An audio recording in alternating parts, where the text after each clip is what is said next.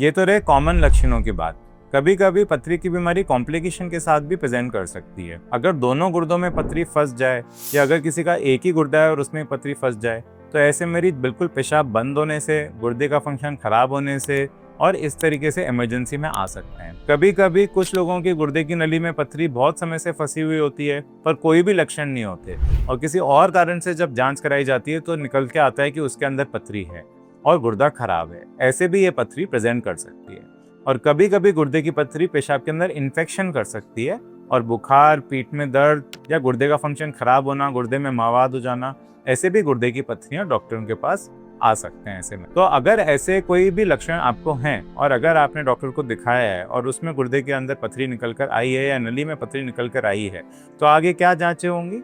सबसे महत्वपूर्ण जांच तो है एक सीटी स्कैन। सीटी स्कैन अपन को एक्चुअली बताती है कि गुर्दे में कितनी पथरियां हैं, कहाँ पर है, गुर्दे में कितनी सूजन है, पथरी फंसी हुई तो नहीं है, गुर्दे का फंक्शन कैसा है, गुर्दे में कोई इन्फेक्शन तो नहीं है, किस तरफ पथरियां हैं। ये सब अपन को जो जानकारी है ये सीटी स्कैन से मिल सकती है। इसके अलावा डॉक्टर आपको क्लिनिकली देख के डिसाइड करेंगे कि और क्या क्या जांचों की जरूरत है। कुछ खून की जांचें, पेशाब की जांचें, पेशाब का रूटीन जांच और कल्चर की जांच और एक्सरे या सोनोग्राफी अगर जरूरत है तो वो कराया जाए। कई बार सोनोग्राफी के अंदर छोटी छोटी पथरियां दिखती हैं, गुर्दे के अंदर 2 mm 3 mm या कंकड़ दिखते हैं तो उसके लिए भी अपन को देखना पड़ता है कि कुछ करने की जरूरत है क्या नहीं। पर अगर आप सीटी कराओगे तो पता चलता है कि कोई पत्थर नहीं है। तो केवल सोनोग्राफी के बेसिस पे अपन आगे नहीं बढ़ सकते हैं। सीटी स्कैन एक इंपॉर्टेंट जांच है जो कि गुर्दे की पथरी के लिए बहुत यूजफुल है। अगर अपन को गुर्दे के अंदर पथरी निकल कर आई है तो सबसे पहले तो अपन दवाइयों की बात करें कि अपन दवाइयों से क्या क्या कर सकते हैं पथरी को निकालने के। तो यूजुअली अगर कोई छोटी पथरियां हैं जो कि गुर्दे के अंदर फंस नहीं रही हैं, गुर्दे के अंदर सूजन नहीं कर रही हैं, बहुत ज्यादा परेशान नहीं कर रही हैं,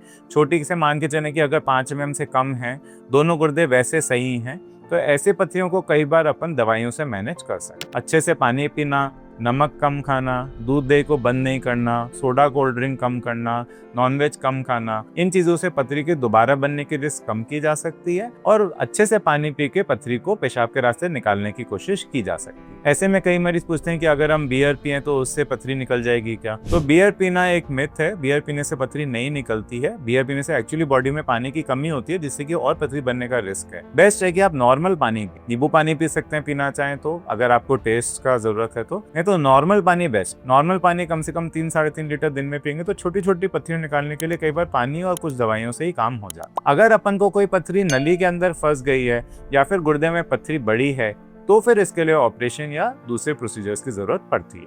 बड़ी पथरियों को गुर्दे से कोई दवाई घोल के नहीं निकाल सकती।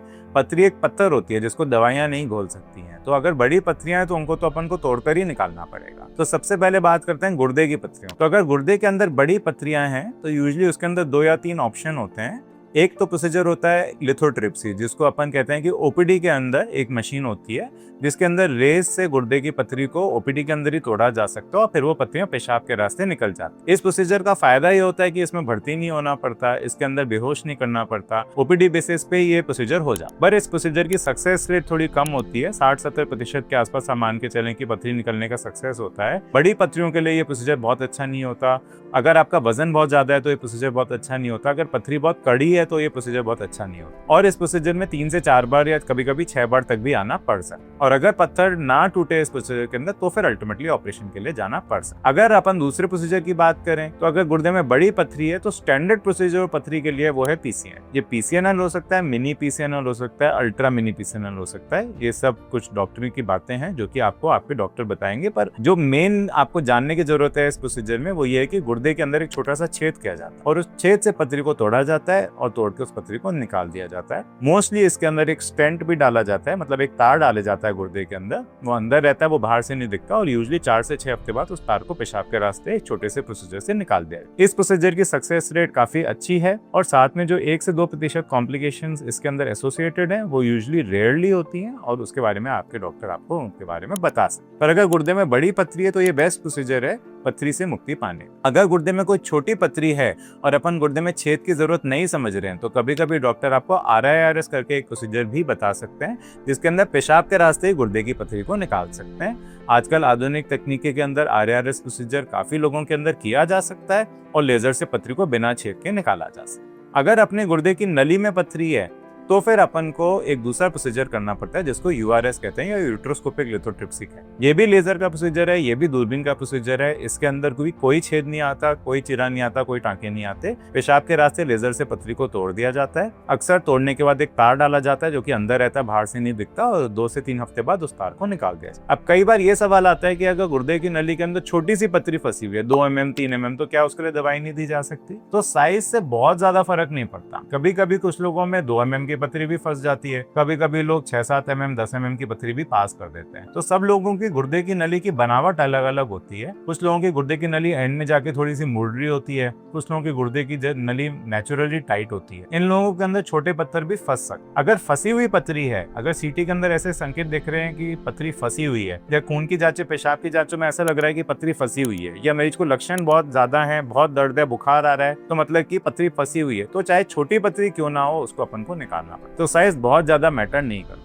अगर हल्के लक्षण है, सीटी के अंदर भी बहुत ज्यादा सूजन नहीं है, पथरी फंसी हुई नहीं दिख रही, खून की रिपोर्ट ठीक है, तो यूजुअली 5 से 10 mm के साइज की गुर्दे की नली की पथरी को दवाई दी जा सकती है। दवाई आप मैक्सिमम 4 वीक्स तक ट्राई कर सकते हो। यूजुअली 1 to 2 वीक्स काफी रहते हैं। अगर उसके बाद पथरी निकल गई है तो ठीक है, अगर नहीं निकली है तो अगेन आपको दोबारा सीटी करा के कंफर्म करना चाहिए कि पथरी निकली है कि नहीं, और अगर नहीं निकली है तो फिर उसको निकलवा लेना चाहिए। अगर दवाइयां लेते वक्त बीच में ही पथरी बहुत तेज दर्द कर जाए, बुखार कर जाए, फंस जाए, तो बीच में भी उसको निकालना पड़ सकता है। दवाई लेके अगर हमारे लक्षणों में आराम आ गया है तो हम ये ना निश्चिंत होकर बैठ जाएं कि पथरी निकल गई है। कई बार दर्द में आराम आ जाता है पर पथरी नहीं निकल, तो अगर हमने गुर्दे की नली के लिए पथरी की दवाई दी है तो ये कंफर्म करना जरूरी है 1 से 2 हफ्ते बाद, जब भी आपको डॉक्टर बताएं, जांच करा के कि पथरी निकल गई है, और अगर नहीं निकली है तो उसको निकलवाना जरूरी। अब बात करते हैं कि अपन ऑपरेशन कर तो दिया, ऑपरेशन के अंदर क्या क्या रिस्क इन्वॉल्व है। तो ऑपरेशन के अंदर मेन रिस्क जो पथरी के अंदर होता है कि इन्फेक्शन का चांस रहता है, पर आपके जो डॉक्टर हैं वो पूरा केयर करके करते हैं ऑपरेशन। ज्यादा प्रेशर नहीं देते हैं, एंटीबायोटिक देते हैं, जितना जरूरी है उतना ही फोर्स लगाया जाता है, उतना ही ढंग से ऑपरेशन किया जाता है, जिससे कि इन्फेक्शन का चांस सबसे कम किया जा सके। और यूजुअली पथरी के ऑपरेशन के बाद बहुत समय तक अस्पताल में नहीं रुकना पड़ता। अगर कोई कॉम्प्लिकेशन नहीं हो तो यूजुअली हम नेक्स्ट डे ही पेशेंट की छुट्टी कर देते हैं। जो तार निकालने का काम होता है वो यूजुअली डे केयर प्रोसीजर होता है। सुबह भर्ती करके शाम को मरीज की छुट्टी कर दी जाती है, और तार निकालने के अंदर भी कोई चीरा या टांके नहीं आते।